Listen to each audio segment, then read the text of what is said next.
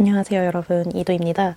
상당히 오랜만이죠. 작년 12월부터 진짜 잔잔바리 벽나발을 불어가지고 지금 봄 되니까 비염이 왔지만 그래도 나름 많이 정상돼가지고 이렇게 후딱 영상을 찍고 있는데요. 오늘의 영상은 벽돌책 리뷰하는 영상입니다. 먼저 최근에 읽은 요 독서의 즐거움을 이야기하자면, 제가 만약 서점을 한다면 잘 보이는 자리에 이 책 하나 이렇게 놓을 것 같아요.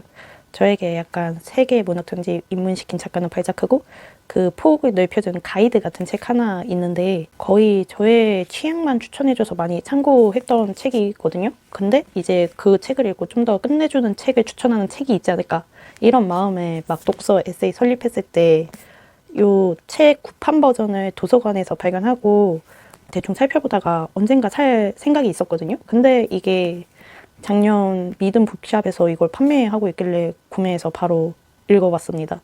일단 요거 앞부분은 독서의 기술에 대해 이야기하거든요. 여기서 독서는 저항하는 것이라는데, 이 저항이 무슨 뜻인가? 약간 바쁘다 바빠 현대사회에서 느리게 천천히 고전 읽기란 쉽지가 않기에 이 빠름을 저항하는, 즉 느림의 미학이 독서인 거죠. 작가는 무엇이 진실인지 알 수 있도록 정신을 갈고 막 닦아야 한다면서 이제 본격적으로 독서의 훈련 팁들에 대해 알려줍니다. 생각보다 간단해요. 정보를 습득하고 이를 분석하고 평가한 사실에 대해 자기 의견을 표하는 것, 이걸 반복하는 겁니다. 독서는 시대순으로 읽는 게 정리가 된다면서 이제 체계적으로 기초 작품들부터 시작하는 걸 추천하는데, 소설, 자서전, 역사서, 희곡, 시, 과학서 총 6가지 장르 속 여러 책들을 소개해 주는데, 저는 희곡 파트에서 많은 책들을 건졌습니다. 그 다음 역사서고, 의외로 여기 소설 파트에는 대부분 책을 알고 있어가지고 나름 소설 한 장르만 파서 그런가 아는 책들이 많을 때 그 약간의 희열감? 뭔가 서울대 필독서 읽었다는 것보다 더 좋더라고요. 이 사람이 이 책을 추천했네? 꽤나 나랑 보는 눈이 비슷하고 뭐 이런 공감대가 생기니 좋았고, 저는 소설 파트에서 소유라는 책을 한번 읽어봐야겠더라고요.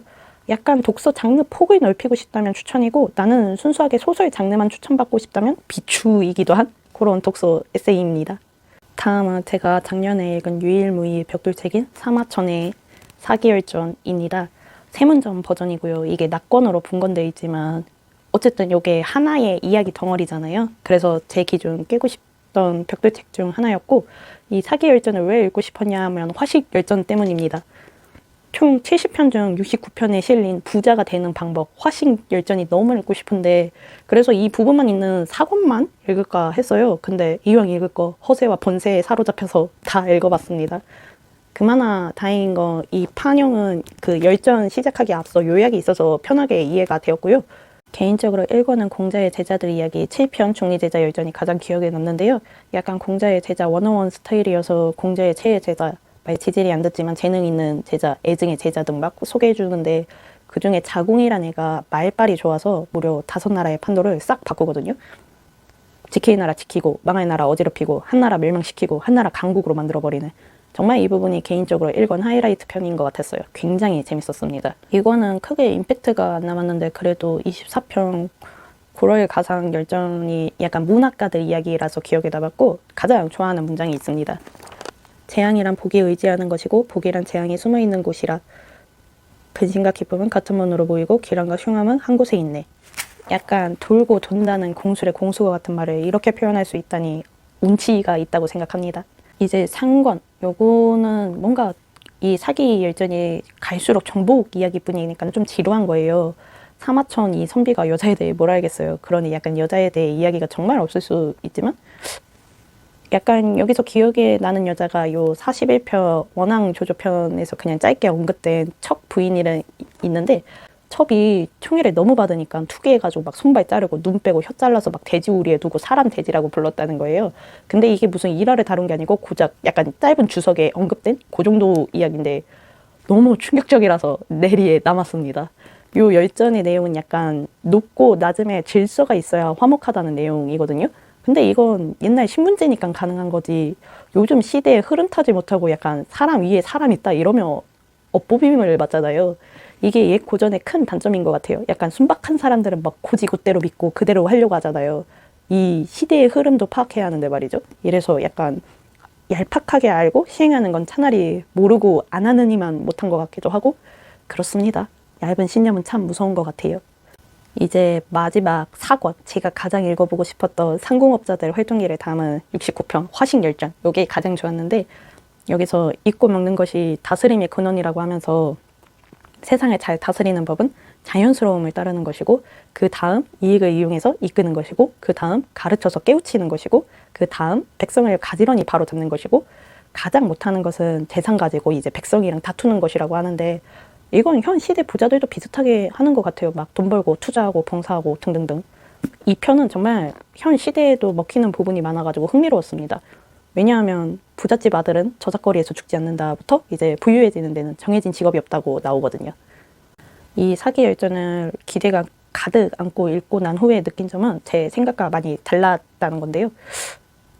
책 뒤에 인간 군상에 대해 이야기했다는데 그보단 제왕왕 스타일이에요.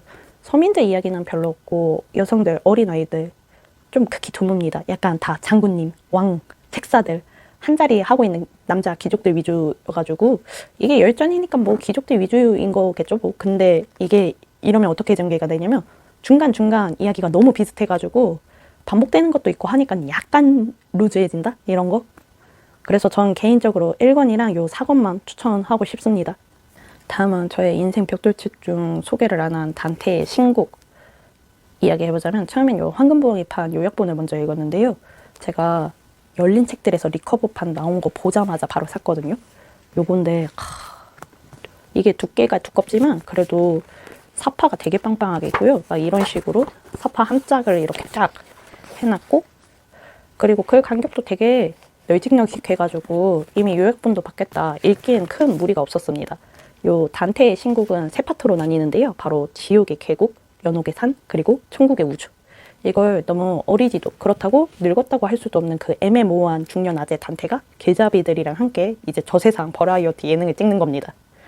시작은 단테의 회고록부터 시작합니다. 인생의 중간, 다시 생각만 해도 무섭고 두렵지만 거기서 찾은 선을 이야기하겠다면서 단테는 표범, 사자, 늑대를 이제 산속에 만나는데요. 이 세 동물은 제의 길로 유혹하는 뭐 세 가지 주요 원인인 음란함, 오만함, 탐욕을 상징한다고 하더라고요.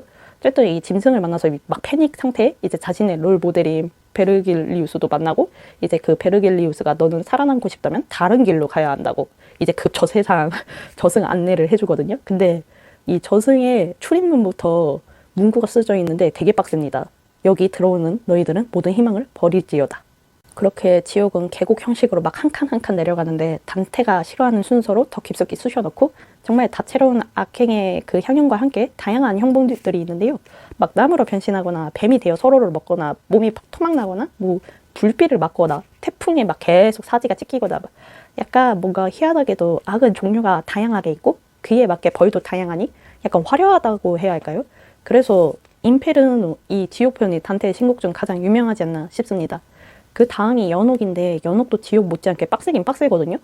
약간 지옥의 입구에서는 여기 들어온 자들 희망을 버리라 라고 하지만 이제 연옥 또한 정상까지 그 끊임없이 회개하면서 올라가야 하는데 지옥은 영원한 고통이라면 연옥은 약간 인내의 고통? 이게 큰 차이긴 합니다. 끝이 있어서 희망이 있지만 여기 벌도 뭔가 순탄치는 않아요. 약간 제 유형에 따라 연옥이 구성되어가지고 이제 막 힘겹게 올라가야 하거든요. 근데 여기서 제 원인이 바로 사랑이라고 합니다. 희한하죠? 처음엔 공감이 안 되는데 읽어보니 또 말이 되긴 합니다. 뭐 여튼 힘겹게 올라와서 이제 베르길리우스랑 빠이빠이 하고 자신의 사랑 베아드리체가 천국을 투여시켜주는데요. 약간 지옥은 화려했다면 천국은 웅장합니다. 창공을 막 돌기 때문입니다. 뭐 달, 수성, 금성, 태양, 화성, 목성, 토성 막 이렇게 행성 투어를 하는데 막 웅장하고 광채나고 불꽃 쇼며 여긴 노래가 절로 나오는 곳인지 가는 곳마다 막 노래 불러주고 천사들 소개받고 모든 것이 허용되고 인간의 능력을 막 초월하는 우연은 없는 곳. 천국까지 단테는 왜 자기가 이런 경험을 하게 되는지 마침내 깨닫게 되면서 끝나거든요. 재미있는 점은 천국은 어떤 사람들이 가냐 했을 때 순수한 선은 당연한 거고 덮어질 죄가 있는 사람들이 오르더라고요. 저는 이 포인트가 좀 인상 깊었습니다. 회개는 지옥이든 연옥이든 다 하는데 천국을 가려면 이제 회개에서 끝나는 게 아니라 덮어질 죄가 덮어져야 한다는 거죠. 이게 현 시대에서도 뭐 범죄자들 회개한다 해도 그게 다가 아니라는 점? 좀 죄를 덮을 정도로 속죄를 싹싹 해야 하고 이제 그걸 본인이 판단할 수 없고 덮어지는 건 미스터 하나만이 알겠지만 말이죠. 여튼 이렇게 오늘 벽돌책들 한번 소개해봤는데 오늘의 영상은 여기까지고 저는 올해 벽돌책 중에 레미제라블 정말 한번 깨보고 싶네요. 여러분은 어떤 벽돌 깨고 싶으신지 공유 부탁드리면서 시청해주셔서 감사하고요. 다음에는 북클럽 언박싱 하는 영상으로 돌아오겠습니다. 다음 영상에서 만나요. 안녕.